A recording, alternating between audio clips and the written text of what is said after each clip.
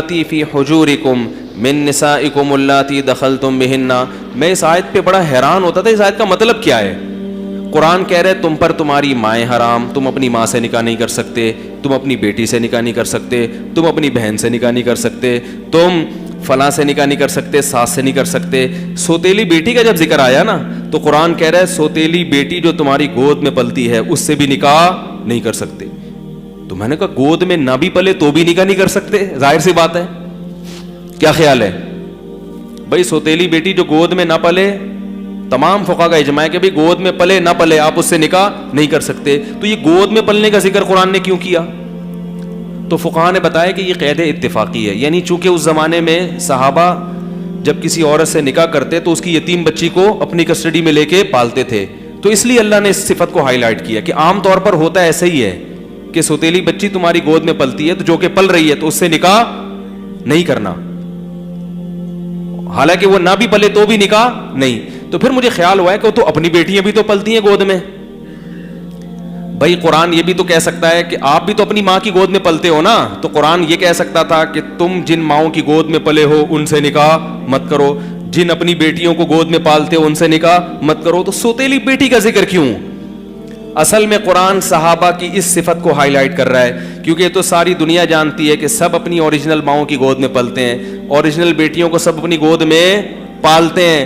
معاملہ آتا ہے سوتیلی بیٹی کا, اس کی ماں سے کوئی نکاح نہیں کرتا اس بیس پر کہ بچے نہ کم بخت کہیں لے آئے, ٹھیک ہے نا, ساری زندگی رلتی ہیں اس بیس پر کہ یہ بیوہ ہے ہم نہیں نکاح کریں گے. تو قرآن نے بتایا کہ صحابہ بیوہ سے نکاح بھی کرتے تھے اور اس کی یتیم بچیوں کو گود میں پالتے بھی تھے. تو اس صفت کو قیامت تک باقی رکھنے کے لیے قرآن نے اس کو اللہ کے کلام کا جز بنا دیا.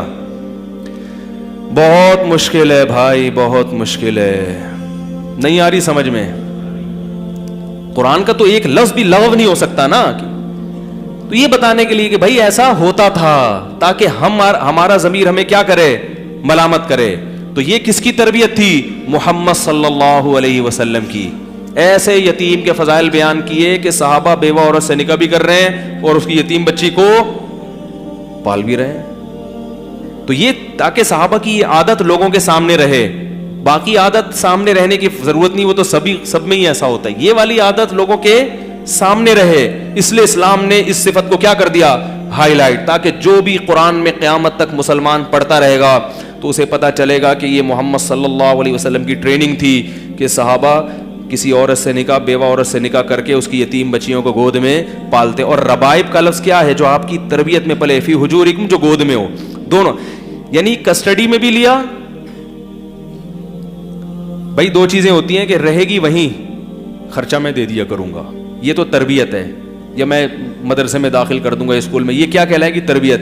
لیکن قرآن کہہ رہا ہے ایسی تربیت نہیں. حجور, ہجر گود کو کہتے ہیں, اپنے گھر میں لا کے اپنے گھر میں رکھ کے ٹریننگ اور تربیت. بہت مشکل ہے بھائی. یہاں آ کے آپ کا میرا اختلاف, میرا کیا, میں کون ہوتا ہوں, یہاں آ کے ہمارا اسلام سے اختلاف کیا ہو جاتا ہے شروع. کہتے ہیں بس نماز روزی کر, ٹھیک ہے, یہ کس قسم کی باتیں اسلام کر رہے ہیں یار.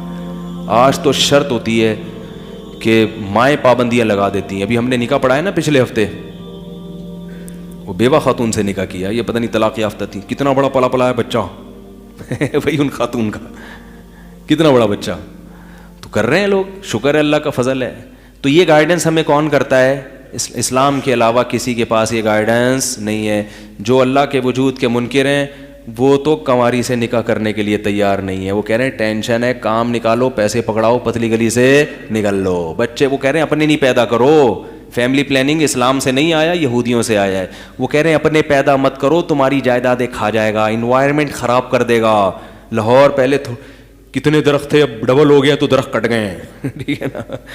وہ تو کہہ رہے ہیں انوائرمنٹ خراب کرے گا, میرے پیسے کھائے گا. ایکچولی تعلیم